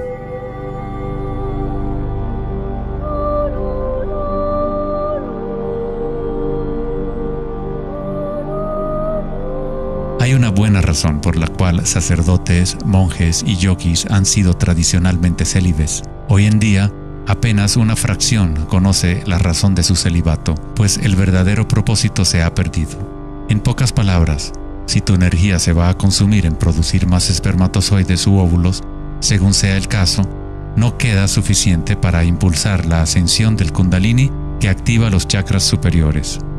El Kundalini es energía vital, la cual es también energía sexual.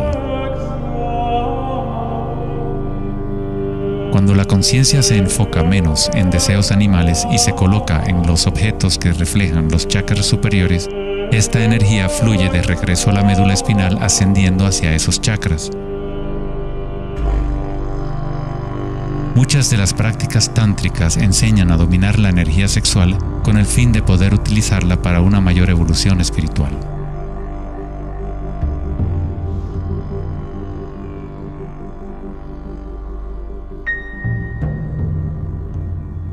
Tu estado de conciencia crea las condiciones adecuadas para que tu energía pueda crecer. Entrar en un estado de conciencia no requiere de tiempo. Como dice Eckhart Tolle, la conciencia y la presencia siempre suceden en el ahora. Si estás tratando de hacer que algo suceda, entonces estás creando resistencia hacia lo que es. Es la eliminación de toda resistencia lo que permite que la energía evolutiva se desarrolle.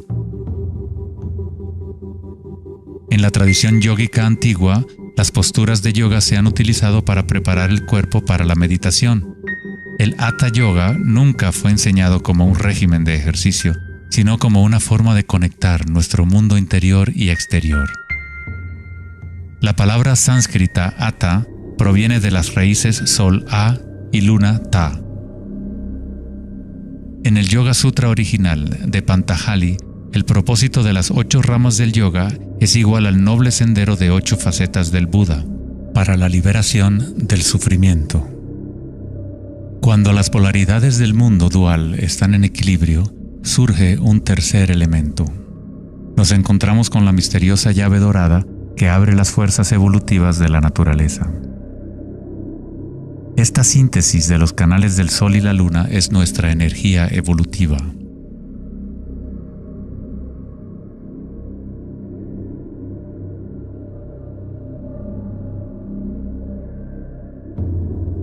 Puesto que ahora los seres humanos se identifican casi exclusivamente con sus pensamientos y con el mundo exterior, es en raras ocasiones que un individuo logra el equilibrio entre las fuerzas internas y externas, lo que permite el despertar natural del Kundalini. Para aquellos identificados solo con la ilusión, el Kundalini siempre seguirá siendo una metáfora, una idea en vez de una experiencia directa de la energía y la conciencia propias.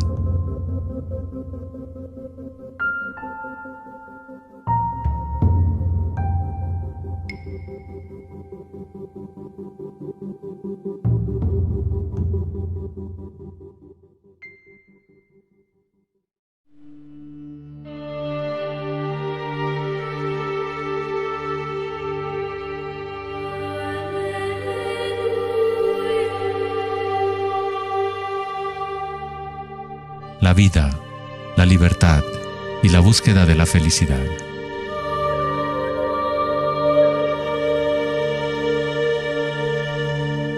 Vivimos nuestras vidas buscando la felicidad allá afuera, como si fuera una mercancía. Nos hemos convertido en esclavos de nuestros propios deseos y anhelos. La felicidad no es algo que pueda ser perseguido o comprado como un traje barato. Esto es maya, ilusión, el juego interminable de la forma. En la tradición budista, samsara, o el ciclo interminable del sufrimiento, se perpetúa por el deseo de placer y la aversión al dolor. Freud se refirió a esto como el principio del placer. Todo lo que hacemos es un intento de crear placer para obtener algo que deseamos o para evitar algo que no es deseable, que no queremos. Incluso un organismo simple como el paramecio hace esto. Esto se llama respuesta al estímulo. A diferencia de un paramecio, los humanos tenemos más posibilidades de elección. Somos libres para pensar, y ahí radica el problema. Es pensar en lo que deseamos, lo que se ha salido de control.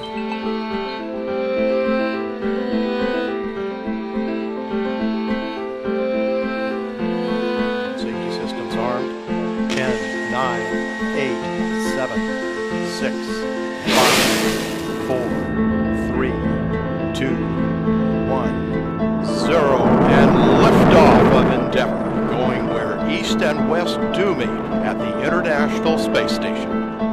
El dilema de la sociedad moderna es que tratamos de entender el mundo no en términos de conciencia interna arcaica, sino cuantificando y calificando lo que percibimos como el mundo externo, a través de medios científicos y mentales. Pensar solo ha llevado a pensar más y a formular más preguntas.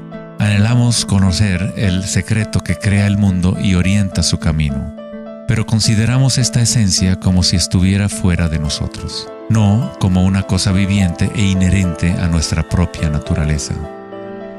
Fue el famoso psiquiatra Carl Jung quien dijo: aquel que mira hacia afuera sueña, aquel que mira hacia adentro despierta. No tiene nada de malo desear estar despierto, ser feliz.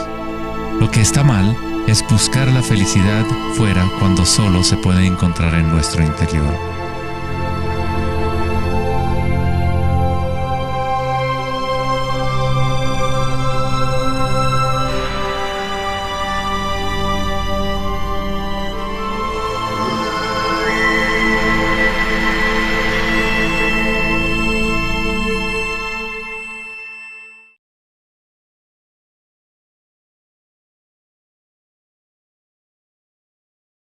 Más allá del pensamiento. El 4 de agosto de 2010, en la conferencia Techonomy en Lake Tahoe, en California, Eric Schmidt, director ejecutivo de Google, mencionó una estadística asombrosa. Cada 2 días creamos la misma cantidad de información que hemos creado desde los albores de la civilización hasta el año 2003. Es algo así como 5 exabytes de datos. Nunca en la historia de la humanidad hemos usado tanto la mente y nunca había habido tanta confusión en el planeta. ¿Podría ser que cada vez que pensamos en una solución a un problema, creamos 2 problemas más? ¿De qué sirve pensar tanto si no conduce a una mayor felicidad? ¿Somos más felices? ¿Más ecuánimes? ¿Más alegres como resultado de tanto pensar? O quizás nos aísla, nos desconecta de una experiencia más profunda y más significativa de la vida.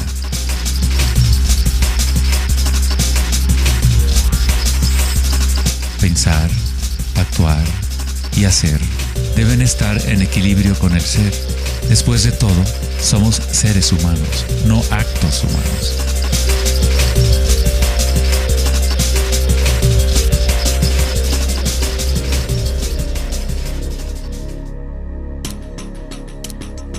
Queremos un cambio y queremos estabilidad al mismo tiempo. Nuestros corazones se han desconectado de la espiral de la vida, de la ley del cambio, mientras nuestras mentes pensantes nos conducen hacia la estabilidad, la seguridad y la pacificación de los sentidos.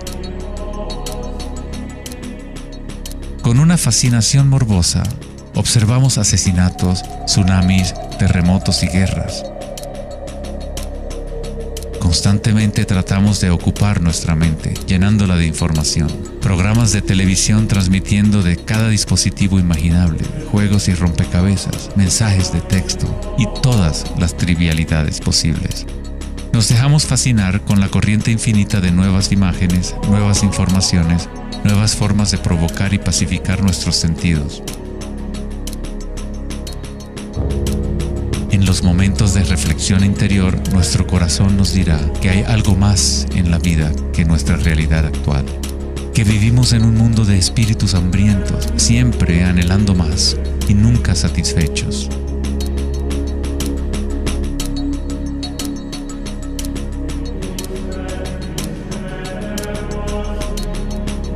Hemos creado una vorágine de datos que vuelan alrededor del planeta para facilitar más pensamientos, más ideas sobre cómo arreglar el mundo, para solucionar los problemas que solo existen porque la mente los ha creado.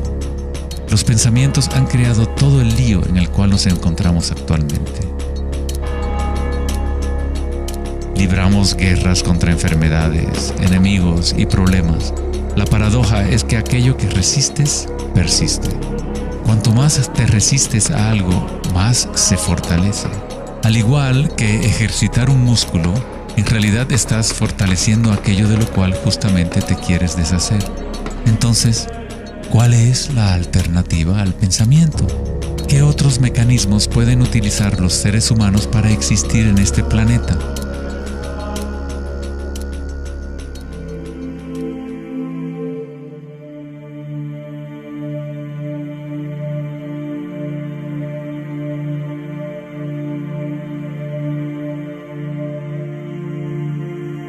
Mientras que la cultura occidental en los últimos siglos se ha centrado en la exploración de lo físico mediante el uso del pensamiento y el análisis, otras culturas antiguas han desarrollado tecnologías igualmente sofisticadas para explorar el espacio interior. Es la pérdida de nuestra conexión con nuestro mundo interior lo que ha creado un desequilibrio en nuestro planeta. El antiguo inquilino, ¿conócete a ti mismo?, ha sido reemplazado por el deseo de experimentar en el mundo externo de la forma. Responder a la pregunta ¿quién soy?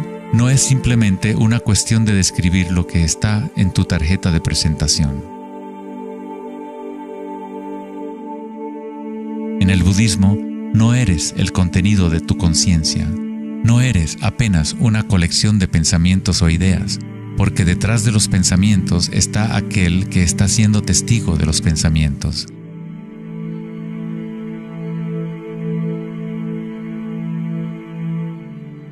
El dicho enfático, «Conócete a ti mismo», es un koan del Zen, un acertijo sin respuesta. Como un perro persiguiendo su cola, es solo la identidad del ego que quiere encontrar una respuesta, un propósito.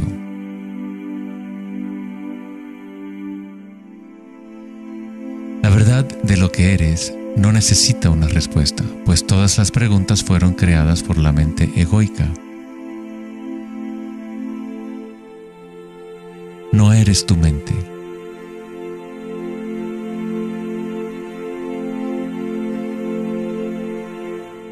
La verdad no yace en más respuestas, sino en menos preguntas. Como dijo Joseph Campbell, no creo que la gente esté buscando el significado de la vida, más bien buscan la experiencia de estar vivos.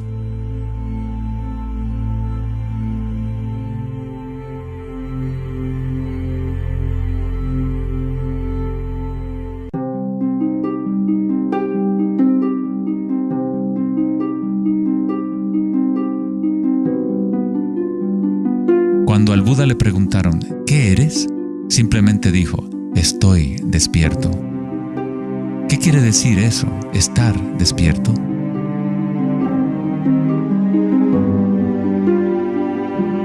El Buda no dice exactamente qué es, porque el florecimiento de cada vida individual es diferente, pero sí dice algo, es el fin del sufrimiento.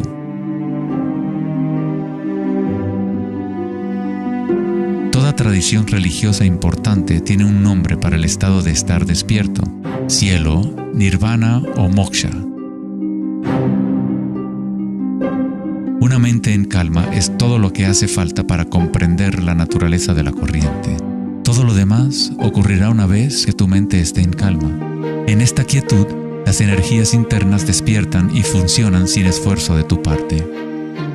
Como dicen los taoístas, el chi sigue a la conciencia. Al permanecer en calma, uno empieza a escuchar la sabiduría de las plantas y los animales, los quietos susurros de los sueños, y se aprende el sutil mecanismo por el cual los sueños se manifiestan en forma material. En el Tao Te Ching, este tipo de vida se llama Wei Wu Wei, hacer, no hacer. El Buda habló del camino intermedio como el sendero que conduce a la iluminación.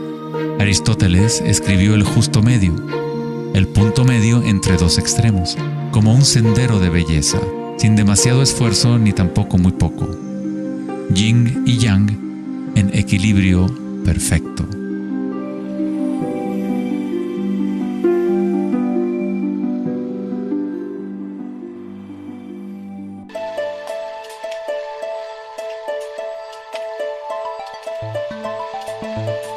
La noción de Vedanta sobre Maya, o la ilusión, es que no experimentamos el medio ambiente en sí, sino una proyección creada por los pensamientos.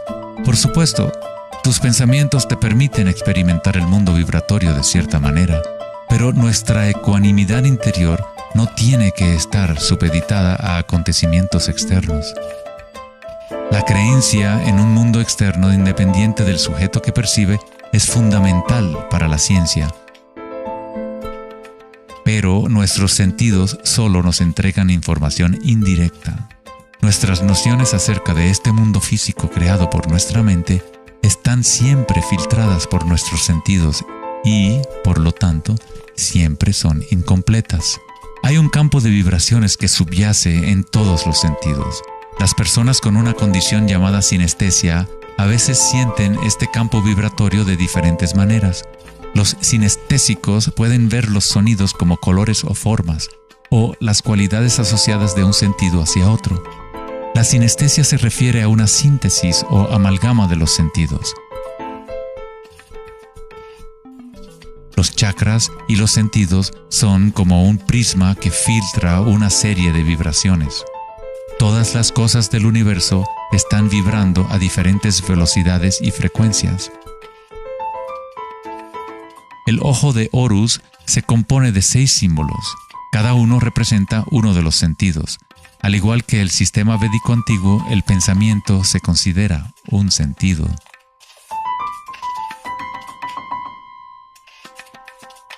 Los pensamientos se perciben simultáneamente como sensaciones que se experimentan en el cuerpo. Surgen de la misma fuente vibratoria. El pensamiento es simplemente una herramienta, uno de los 6 sentidos, pero lo hemos llevado a un estado tan elevado que nos identificamos con nuestros pensamientos. El hecho de que no identificamos el pensamiento como uno de los 6 sentidos es muy significativo. Estamos tan inmersos en nuestros pensamientos que al tratar de explicar el pensamiento como un sentido es como explicarle a un pez el agua. ¿Agua? ¿Qué agua?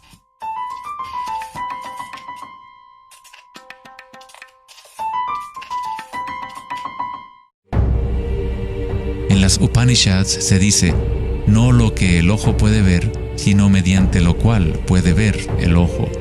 Toma conciencia de eso para ser Brahma, el Eterno, y no lo que la gente aquí adora. No lo que el oído puede escuchar, sino mediante lo cual puede escuchar el oído. Toma conciencia de eso para ser Brahma, el Eterno, y no lo que la gente aquí adora.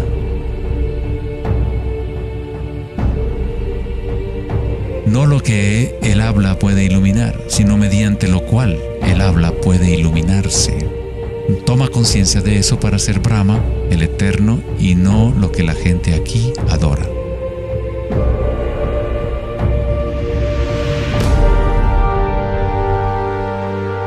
No lo que la mente puede pensar, sino por lo cual la mente puede pensar.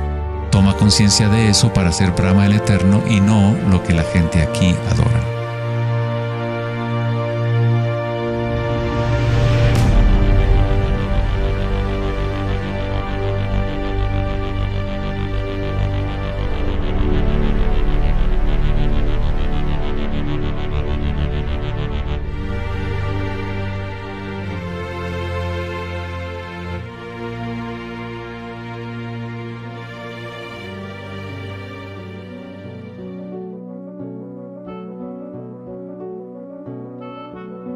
En la última década, grandes avances se han llevado a cabo en el ámbito de la investigación cerebral. Los científicos han descubierto la neuroplasticidad, un término que expresa la idea de que el cableado físico del cerebro cambia según los pensamientos que se mueven a través de él. Como expresó el psicólogo canadiense Donald Hebb, las neuronas que se ponen en marcha al mismo tiempo se conectan entre sí. Las neuronas se conectan al máximo cuando una persona entra a un estado de atención ininterrumpida. Lo que esto significa es que es posible dirigir tu propia experiencia subjetiva de la realidad. Literalmente, si tus pensamientos son de temor, preocupación, ansiedad y negatividad, estás incrementando la conexión para que surjan más pensamientos similares. Si diriges tus pensamientos hacia el amor, la compasión, la gratitud y la alegría, creas la conexión para repetir esas experiencias. ¿Cómo hacerlo cuando estamos rodeados de violencia y sufrimiento? ¿No es esto una especie de engaño o vana ilusión? La neuroplasticidad no es lo mismo que la noción de la nueva era que dice que creas tu realidad con pensamientos positivos. En realidad es lo mismo que el Buda enseñó hace 2500 años. La meditación vipassana o la meditación introspectiva podría describirse como neuroplasticidad autodirigida. Aceptas tu realidad tal como es, como realmente es. Pero tú lo experimentas en el nivel raíz de la sensación, en el nivel vibratorio o energético, sin prejuicio o la influencia del pensamiento. A través de una intención ininterrumpida en el nivel raíz de la conciencia, se crea la conexión para una percepción completamente diferente a la realidad.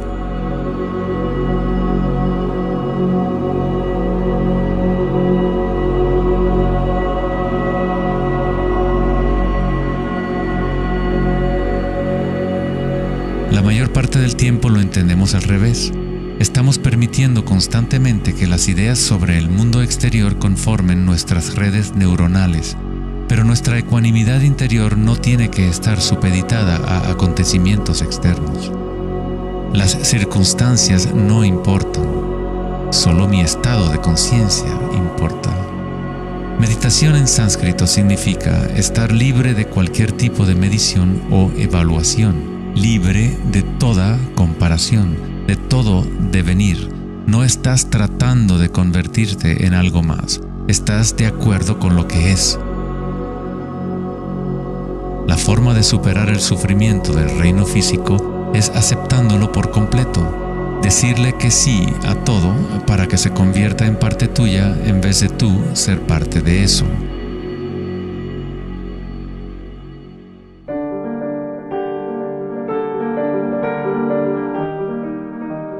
¿Cómo se puede vivir de tal manera que la conciencia deje de estar en conflicto con su contenido?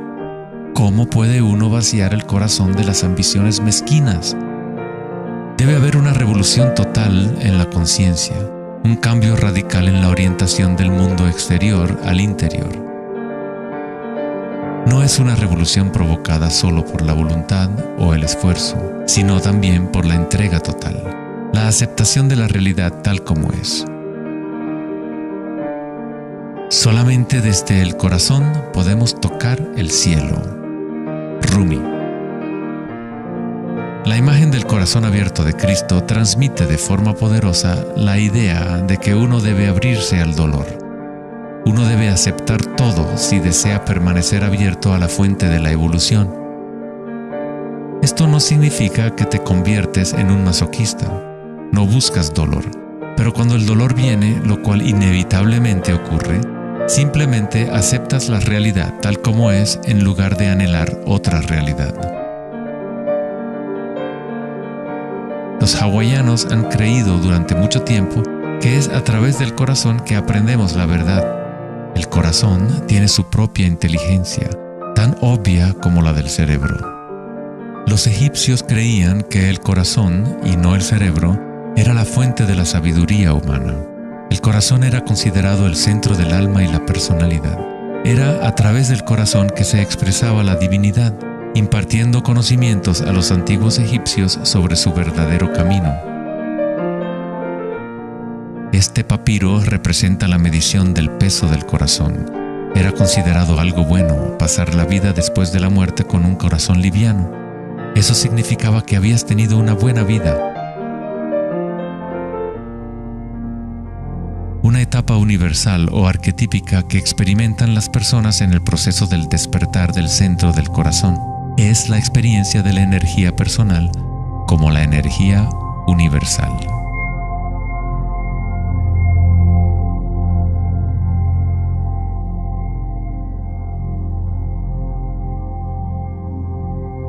Cuando te permites sentir este amor, ser este amor, cuando conectas tu mundo interior con el mundo exterior, entonces todo es uno.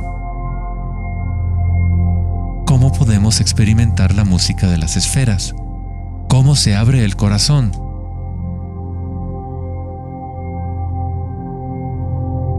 Sri Ramana Maharshi dijo: Dios habita en ti, como tú, y no tienes que hacer nada para ser consciente de Dios o de ti mismo. Ya es tu estado verdadero y natural. Solo abandona toda búsqueda, dirige tu atención hacia adentro y sacrifica tu mente al único ser irradiando en el corazón de tu propio ser. Para que esto sea tu experiencia que vives en el presente, el autoconocimiento es el único camino directo e inmediato.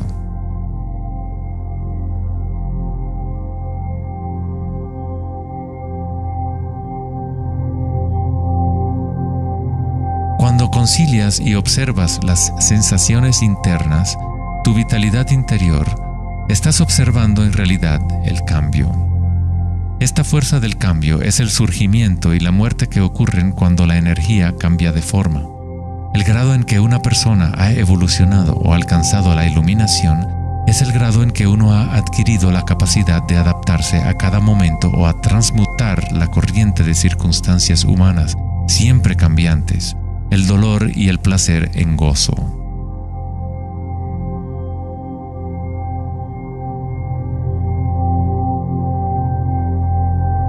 Leo Tolstoy, autor de La Guerra y la Paz, dijo que todo el mundo piensa en cambiar el mundo, pero nadie piensa en cambiarse a sí mismo.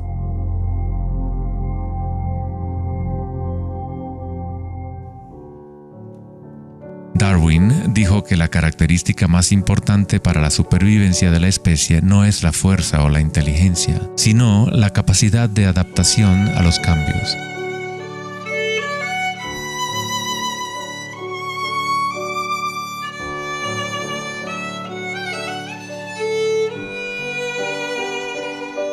Debemos convertirnos en expertos en adaptación. Esta es la enseñanza budista de Anika. Todo está surgiendo y desapareciendo, cambiando. El cambio es constante. El sufrimiento existe solo porque nos apegamos a una forma particular.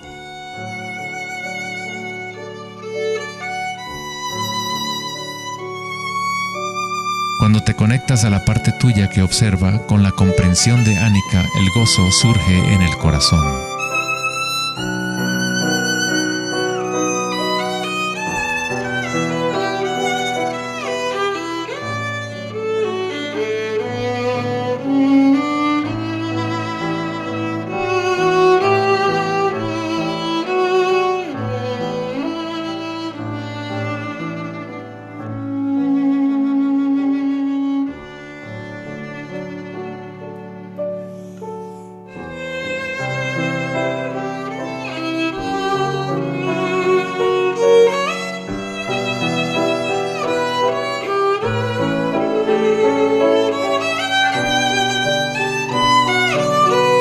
Santos, sabios y yogis a lo largo de la historia han descrito de una manera unánime la unión sagrada que se produce en el corazón, ya sean las obras de San Juan de la Cruz, los poemas de Rumi o las enseñanzas tántricas de la India.